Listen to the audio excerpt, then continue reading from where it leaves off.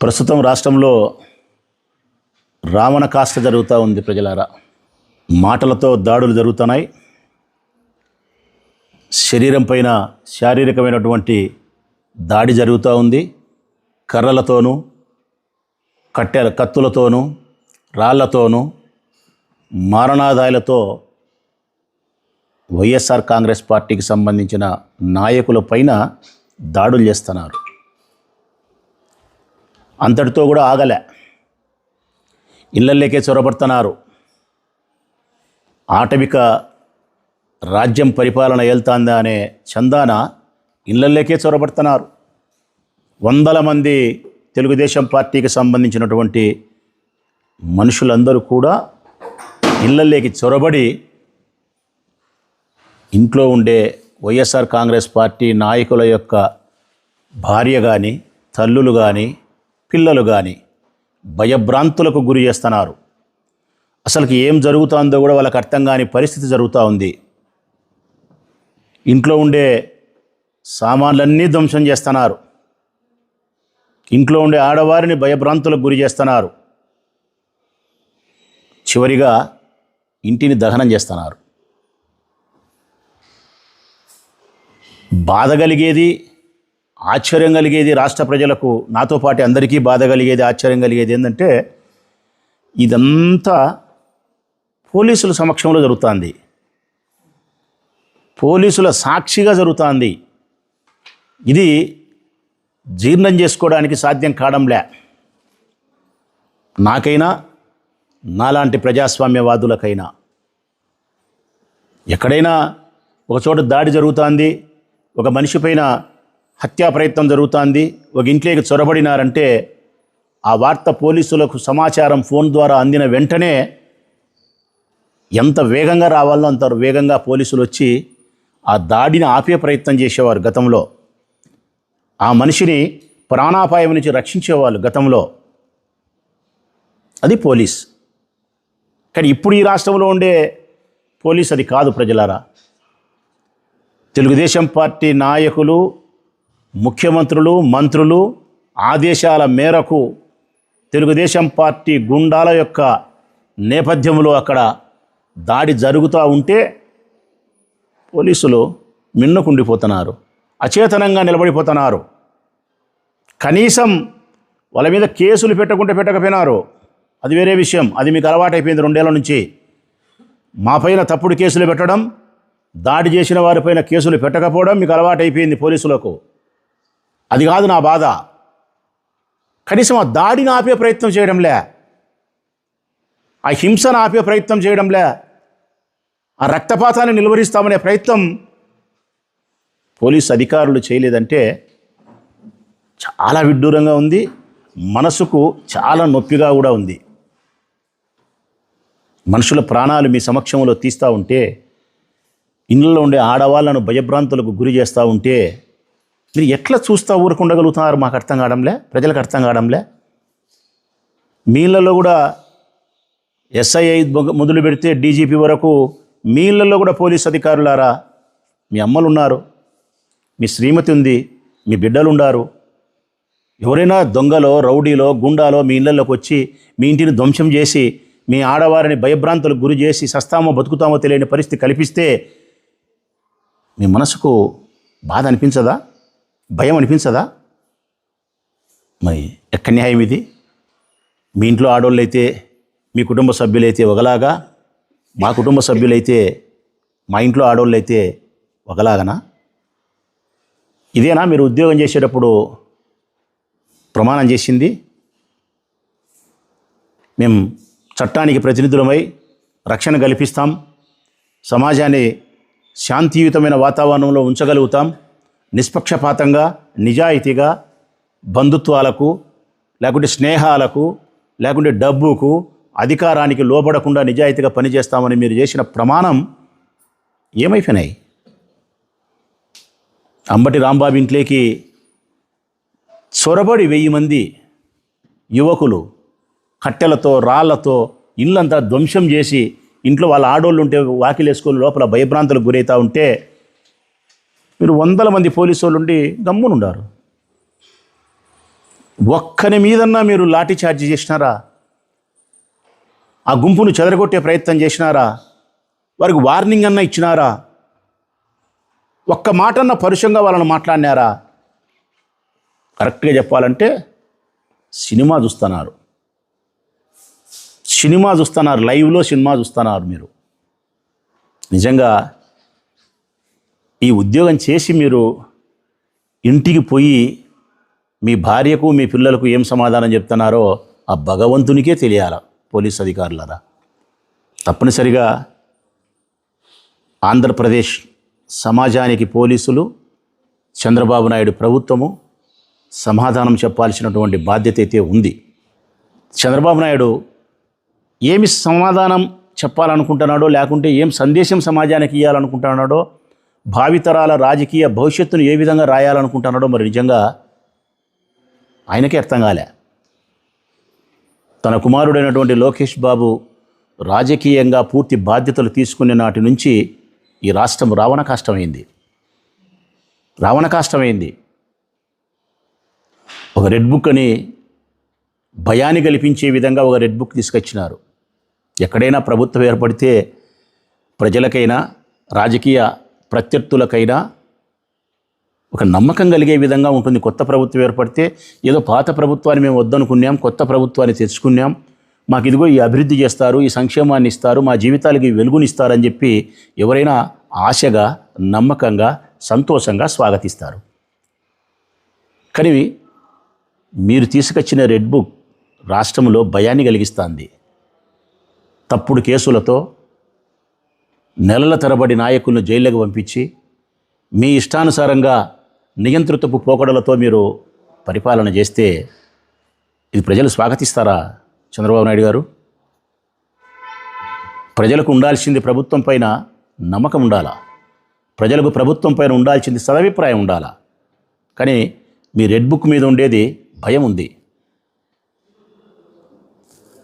మంచిదే, ఏదో నాయకులపైన తప్పుడు కేసులు పెట్టి జైళ్ళకే పంపిస్తున్నారు, ఇంతవరకే పరిమితములే అనుకున్నాం.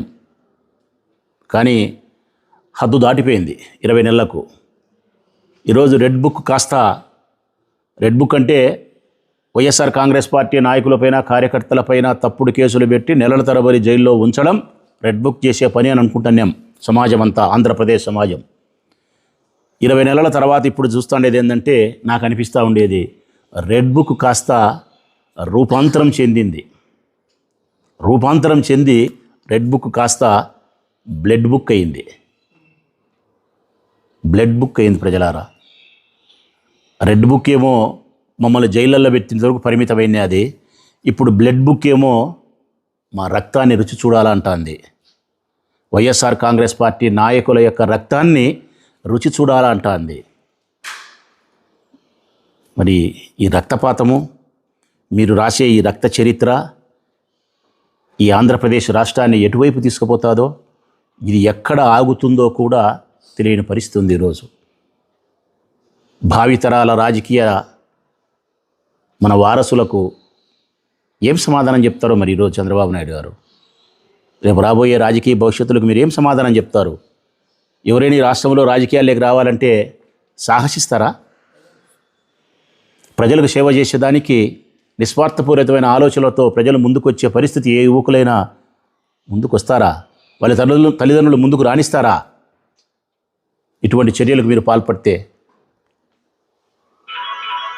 రాజకీయ నాయకుల యొక్క ప్రాణాలకు భద్రత లేదు, రాజకీయ నాయకుల యొక్క ఆస్తులకు భద్రత లేదు, రాజకీయ నాయకుల యొక్క కుటుంబ సభ్యులకు కూడా భద్రత లేదు. ఇక రాజకీయ నాయకులకు ప్రాణాలకు, ఆస్తులకు, గౌరవానికి దేనికి భద్రత లేనప్పుడు రాజకీయాల్లోకి ఎవరు వస్తారు? ఈ సమాజాన్ని ఉద్ధరించడానికి ఎవరు సంసిద్ధమవుతారు? ఇదే ఈరోజు చంద్రబాబు నాయుడు రాస్తూ ఉండే బ్లడ్ బుక్ ద్వారా రక్త చరిత్ర. చంద్రబాబు నాయుడు గారు ఏమంటారు? నీ పుట్టుకే తప్పుడు పుట్టుక జగన్, నీ పుట్టుకే తప్పుడు పుట్టుక జగన్. ఇది ఏమని అర్థం ప్రజలారా? మా జగన్ పుట్టుకే తప్పుడు పుట్టుకంటే దీని అర్థం ఎంత దూరం పోతుంది? దీని మీద చంద్రబాబు నాయుడు గారి మీద కత్తులు కర్రలతో దాడులు చేయాలనా? కనీసం చట్ట ప్రకారమైన చర్యలు తీసుకోవాలనా? తీసుకోలే జగను. మరొక మాట ఏమన్నాడు ఆయన? మీ అమ్మ మొగుడిచ్చినాడా, మీ అమ్మమ్మ మొగుడిచ్చినాడా, మీ నాయనమ్మ మొగుడిచ్చినాడా? చంద్రబాబు నాయుడు అమ్మ మొగుడు రమ్మను తేల్చుకుంటా అని అమ్మటి రాంబాబు అనేందుకు అమ్మటి రాంబాబును సంపనీకి ప్రయత్నం చేసినారే. ఇక్కడ 3 సార్లు ముగ్గురిని అన్నాడు. మీ అమ్మ మొగుడని జగన్ను, జగన్ అమ్మమ్మ మొగుడని రెండోది, జగన్ వాళ్ళ నాయనమ్మ మొగుడా అని మూడోది. ఏమనాలయ్యా మరి? ఏమనాలా? ఇవన్నీ మీరు మాట్లాడింది ఎప్పుడు తెలుసునా? ఈ ప్రభుత్వంలో కాదు, మా ప్రభుత్వంలో మాట్లాడినారు. కానీ మీ పైన చర్యలు లేవు. మీరు ఇట్లా తయారయ్యేదానికి కారణం, మేమిట్లా బాధించబడడానికి కారణం, మా తల్లులను మా భార్యలను ఇళ్ళల్లోకి చొరబడి లంజా లపక అని మాట్లాడుతుంటే హీనమైనటువంటి స్థితిలో మేము భరించి బతకడానికి కారణం మిమ్మల్ని అట్లా తయారు చేసింది మా జగన్. మేము అనాల్సింది మిమ్మల్ని కాదు, మేము అనాల్సింది పోలీసులు కాదు, మా జగన్ అనుకోవాలా. మేము ఈరోజు మేము బాధపడేదానికి కారణం ఆనాడు మీ పైన చర్యలు తీసుకోకుండా ఉండడం, ఆనాడు మీ పైన మేమెవరము దాడులు చేయకుండా మమ్మల్ని ఆపినాడు. చూడి, ప్రజాస్వామ్యాన్ని పరిరక్షించాలని, ప్రజలకు తప్పుడు సంకేతాన్ని ఇవ్వకూడదని చెప్పి ఒక సంస్కరణ దిశగా రాజకీయాలు నడపాలని చెప్పి మమ్మల్ని ఆపినాడు. చూడి, మా జగన్ అనాల, మా మెట్టుతో మేము కొట్టుకోవాలా, మా జగన్ బొమ్మ చూసుకొని మా మెట్టుతో మేము కొట్టుకోవాలా. అయ్యా నువ్వు చేసిన పనే అని. మా జగనేగా నా బుద్ధు వేరుగా ఉండింటే ఈ బుద్ధు మీకు ఈ పరిస్థితి లేదు. మీరు నెక్స్ట్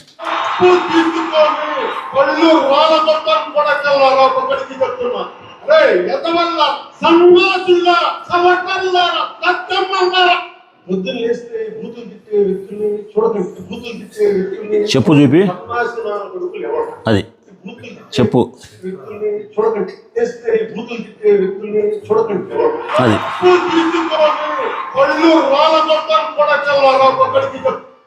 ఇది చూడండి ప్రజలారా. Pawan Kalyan power star, 100% strike rate, సనాతని ఈయన చెప్పు తీసుకొని కొన్ని వేల మంది ప్రజల సమక్షంలో, మీడియా సమక్షంలో వైఎస్ఆర్ కాంగ్రెస్ పార్టీ నా కొడకల్లారా, వైఎస్ఆర్ కాంగ్రెస్ పార్టీ ఎమ్మెల్యే నా కొడకల్లారా, సన్నాసుల్లారా, సచ్చు నా కొడకల్లారా, దద్దమ్మల్లారా, చెప్పుతో పళ్ళు రాలగొడతా అని చెప్పు పట్టుకొని చూపించినాడు. ఇదెప్పుడు మాట్లాడింది ఆయన? మా రెడ్డి ముఖ్యమంత్రి ఉన్నప్పుడు, మా రెడ్డి ముఖ్యమంత్రి ఉన్నాడు కదా, మా జగన్ రెడ్డి, అప్పుడు మా జగన్మోహన్ రెడ్డి ముఖ్యమంత్రిగా ఉన్న సందర్భంలో ఈ పెద్ద మనిషి చెప్పు తీసుకొని మమ్మల్ని కొడకల్లారా అని మాట్లాడితే చర్యలు లేవు. ఆయన మంచితనం మాకు శాపమైంది, సమాజానికి వరమైంది, మాకు శాపమైంది. వైఎస్ఆర్ కాంగ్రెస్ పార్టీ నాయకులకు ఈ పొద్దు మా ఇళ్ళల్లోకి వచ్చి మా పిల్లలను ఇంకా కొన్నాళ్ళు పోతే ఇంకా వేరు ఇళ్ళల్లోకి చొరబడినారు. మా పిల్లల ముందర దహనం చేస్తున్నారు ఇళ్లను. మా పిల్లలు రేపొద్దున పట్టుకున్నా కూడా ఆశ్చర్యపోవాల్సిన అవసరం ఉండదు. నెక్స్ట్, పొరపాటున మీ మాట నమ్మి, మీ తెలుగుదేశం పార్టీ నాయకుల ఈ సిద్ధాంతాలను నమ్మి, మీరు చెప్పినట్టు నమ్మి మీ ప్రకారం మేము నేర్చుకుంటే ఆయన ఎవరో చెప్పినట్టు, అయ్యన్న పాత్రుడు చెప్పినట్టు సంకన ఆకిపోతాం. డీజీపీ గారికి అప్పీల్ చేస్తూ ఉన్నా నేను, మీరొక్కరూ గౌరవంగా, మీరొక్కరూ నిజాయితీగా, నిటారుగా నిలబడగలిగితే, ఈ ప్రభుత్వానికి తల ఒగ్గకుండా పోలీస్ ఉద్యోగానికి మాత్రమే తల ఒగ్గి నిటారుగా నిలబడగలిగితే రాష్ట్రంలో ఉండే పోలీస్ శాఖ మొత్తం తలెత్తుకొని గర్వంగా పోలీస్ ఉద్యోగం చేస్తుంది డీజీపీ గారు. మీరొక్కరు చంద్రబాబు నాయుడు గారికి తల వగ్గడం వలన ఈ రాష్ట్రంలో ఉండే పోలీసుల యొక్క తలల మీద ఉండే టోపీ మీద ఉండే 3 చక్రాల సింహం తల దించుకుంటోంది అశోక చక్రం. ఇది దేశ గౌరవానికి, ఈ ప్రజాస్వామ్యానికే అవమానం, అపఖ్యాతి. దయచేసి పోలీసుల వ్యవస్థ పనితీరు మార్చుకోవాల్సిన అవసరం ఉంది. శాంతి భద్రతలను పరిరక్షించాల్సిన అవసరం ఉంది. చంద్రబాబు నాయుడు గారు ఈ రక్త చరిత్రకి ఇంతటితో పులి స్టాప్ పలకాల్సిన అవసరం ఉంది. ప్రజాస్వామ్యబద్ధంగా రాజకీయాలు చేయాల్సిన బాధ్యత ఉంది. వారి మనుషులకు కూడా చెప్పాల్సిన అవసరం ఉంది. తప్పుడు భాష, తప్పుడు విధానాన్ని మాట్లాడకుండా ఉండడానికి. అంబటి రాంబాబు గారి పట్ల, మా జోగి రమేష్ గారి పట్ల, ఇక జోగి రమేష్ గురించి మాట్లాడదాం. అంబటి రాంబాబు మీ అమ్మ మొగుడు రా అనేందుకు గలాట చేసినారు. మరి జోగి రమేష్ ఏం చేసినాడబ్బా? జోగి రమేష్ ఏం చేసినాడని వాళ్ళ ఇంటి మీద వినారు. నిన్న పెట్రోల్ బాంబులు వేసినారు. వాళ్ళ ఇంట్లో వాళ్ళ నాయన ఉన్నాడు, వాళ్ళ భార్య ఉంది, వాళ్ళ కూతురు ఉంది. ఇంటి మీద పెట్రోల్ బాంబులు వేసినారు. ఇల్లు దహనం అవుతుంది. లోపల చనిపోయినా చనిపోకపోయినా భయభ్రాంతులకు గురైనప్పుడు వారి మానసిక స్థితి, ఆందోళన ఎట్లుంటుంది? దేనికి చేస్తున్నారు ఇవన్నీ? మీరు మాట్లాడితే, చంద్రబాబు నాయుడు గారు మాట్లాడితే మాత్రం నీతులు, వైఎస్ఆర్ కాంగ్రెస్ పార్టీ వాళ్ళు ఎవరైనా మాట్లాడితే బూతులు. జూనియర్ ఎన్టీఆర్ వాళ్ళ అమ్మగారిని ఏం మాట్లాడినారయ్యా మీరు? మీ అనంతపురం ఎమ్మెల్యే ఏం మాట్లాడినాడు? జూనియర్ ఎన్టీఆర్ అమ్మగారిని అంత అసహ్యకరంగా మాట్లాడినారే, అది మీకు కనిపించలేదా చంద్రబాబు నాయుడు గారు? నీ బామర్ది కొడుకే ఆయన. నీ బామర్ది కొడుకే. లోకేష్ ఒక బామర్ది కొడుకు, జూనియర్ ఎన్టీఆర్ ఇంకొక బామర్ది కొడుకు. ఈ బామర్ది కొడుకు బిడ్డనిచ్చినావు కాబట్టి, ఈ బామర్ది కూతురును నీ కొడుకు చేసుకున్నావు కాబట్టి, ఇతను రాజకీయాల్లో నీ వెంట నడుస్తున్నాడు కాబట్టి ఓకే. ఆ బామర్ది కొడుకు నీతో లేరు కాబట్టి వాళ్ళమ్మని తిట్టించావా? తిట్టోని మీద కేసు కూడా పెట్టారా? చూడుపో, అనంతపురంలో ఆ ఎమ్మెల్యే చేస్తాండే రావణ కాష్ట, విచ్చలవిడి అవినీతి, విచ్చలవిడి దుర్మార్గం. కోడూరులో ఎమ్మెల్యే, జనసేనకు సంబంధించిన మీ కూటమిలో పార్టీలో భాగస్థులైనటువంటి జనసేన పార్టీకి సంబంధించిన ఎమ్మెల్యే అరవ శ్రీధర్ పుంకాలుగా ఒక ఆడపిల్లను, కేసులు లేవు, ఆమె మీద కేసు పెట్టినారు. ఏమని? మా ఎమ్మెల్యేను బ్లాక్మెయిల్ చేస్తున్నావు లైంగిక వేధింపులతో. స్త్రీ పురుషుని లైంగిక వేధింపులతో బ్లాక్మెయిల్ చేస్తుందే? పురుషుడు స్త్రీని లైంగిక వేధింపులు చేస్తాడా? స్త్రీ పురుషుని చేస్తుందే? ఇది ఎట్టబ్బా మాకు అర్థం కావడంలే. దీనికి కూడా స్ఫూర్తిదాయకం చంద్రబాబు నాయుడు గారేనేమో. చెప్తుంటాడు కదా ఆయన, సంక్రాంతికి నేనే స్ఫూర్తిదాయకం. సంక్రాంతికి పట్టణాల నుంచి పల్లెల వరకు 30 లక్షల కార్లు వచ్చినాయి, 3 లక్షల కార్లు వచ్చినాయి. 30 లక్షల మంది జనాభా గ్రామీణ ప్రాంతాలకు వచ్చి సంక్రాంతి సంబరాలు చేసుకునేదానికి నేను, నా భార్య భువనేశ్వరి కారణం. మీకు స్ఫూర్తిదాయకం నేనే. ఏ దానికైనా ఆయనేనంట స్ఫూర్తి. నాకు అనిపించండి బా, ఆయన దీనికి నేనే స్ఫూర్తి, దానికి నేనే స్ఫూర్తి అంటుంటాడు. కుడి చేత్తో బువ్వ తినాలా, ఎడం చేత్తో ముడ్డి కడుక్కోవాలా, దీనికి నేనే స్ఫూర్తి. చంద్రబాబు నాయుడు మనకు నేర్పించినట్టు కుడి చేత్తో బువ్వ తినేది, ఎడం చేత్తో ముడ్డి కడుక్కుండేది ఆయన మనకు నేర్పించినాడు. ఆయనే స్ఫూర్తి. ఏంది ఇది అసహ్యం? ఏంది అసహ్యం? దయచేసి ఈ రాష్ట్రంలో జరుగుతూ ఉండే వాస్తవ స్థితిగతుల పరిస్థితులను ప్రజలు గమనించాలని మనస్ఫూర్తిగా విజ్ఞప్తి చేస్తూ ఉన్నా. పోలీసుల పనితీరుపైన ప్రజలు సోషల్ మీడియాలో స్పందించాలని విజ్ఞప్తి. మీ వివాహాది శుభకార్యములకు, పుట్టిన రోజులకు, మీటింగులకు అత్యాధునిక సదుపాయాలతో ప్రొద్దుటూరు వాసవి సర్కిల్ వద్ద నుంచి అతి సమీపాన మీకు అందుబాటు ధరలలో happy banquet AC function hall మీకు స్వాగతం పలుకుతుంది. మా ఫంక్షన్ హాల్ నందు వంట సామాగ్రి మరియు విశాలమైన కార్ పార్కింగ్, అతి తక్కువ మెయింటెనెన్స్ ఖర్చుతో ఏ ఫంక్షన్ అయినా మా happy banquet AC function hall నందు జరుపుకొని ఆనందాన్ని పొందండి. బుకింగ్ కొరకు సంప్రదించండి. మా సెల్ నంబర్ 9100600238 7799 000211.